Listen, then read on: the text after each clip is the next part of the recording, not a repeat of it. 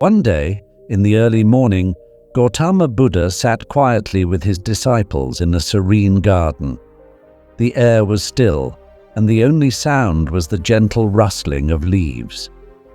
As the sun began to rise, casting a golden hue over the garden, a man arrived silently and stood in the shadows, watching the Buddha intently. This man was a great devotee of Lord Rama. Throughout his life, he had built many temples across the country and spent countless years in the service of Lord Rama.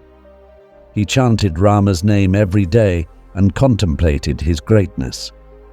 Now, in his old age, he was close to his final years, but despite his lifelong devotion, he had not found the spiritual realization he sought.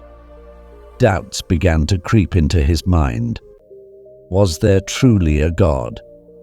He had heard of Buddha's wisdom and had come to clear his doubts. When he felt that no one would notice, he approached Buddha and asked, "O Buddha, please tell me the truth, and only the truth. Is there a God or not?" Buddha, sensing the man's deep devotion to Lord Rama, looked at him with seriousness and replied, "No, my friend, there is no God." The man was shocked. His entire life had been built around his belief in God. Yet, Buddha's words were final for him. With many questions swirling in his mind, he slowly walked away, his heart heavy with doubt. As the day drew to a close, Buddha once again sat in the garden with his disciples. The evening was calm, and the sky was painted in shades of orange and pink. A different man arrived, slowly approaching Buddha. This man was a materialist and had been an atheist all his life. He had convinced thousands of people that there was no God and had often debated with priests and scholars, defeating them in arguments about the existence of God. But now, in his old age, a small doubt began to gnaw at him. What if there is a God? He thought. Have I wasted my life spreading a message that might be false? This doubt consumed him, and he decided to seek the truth from the Enlightened One.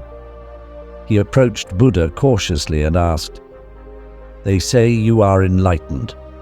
Please tell me, is there a God or not?"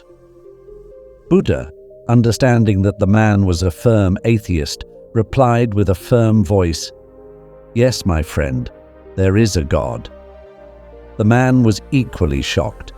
He had lived his entire life believing there was no God, but now Buddha had answered against his assumption. Confused and with many questions in his mind, he too walked away from the garden. Later that night, as the disciples were preparing to sleep, one of them, who had been present during both conversations, approached Buddha. He was extremely confused and restless. "O Lord," he said, "I am feeling very uneasy because of a question in my mind. This morning, you told one man that there is no God, and this evening, you told another man that there is God. Please tell me, what is the truth? Is there God or not? I cannot sleep without knowing." Buddha smiled gently and replied, "The answers I gave were only for them. They have nothing to do with you. But if you still wish to understand, I will tell you. The man who came in the morning was a devotee who had spent his life believing in God, but had never sought the truth for himself. His spiritual journey had stopped because of his blind belief. To reignite his quest, I told him that there is no God, so he would start searching for the truth himself. The man who came in the evening was an atheist who had spent his life denying God without truly seeking the truth within himself. His spiritual journey had also stopped because of his firm disbelief. To spark his quest for truth, I told him that there is God, so he would begin his search for the truth. I told each of them what they needed to hear to continue their spiritual journey. The believer needed to question, while the non-believer needed to find faith. This is the only way they can grow. The disciple, still curious, asked, "But Lord, what about me?"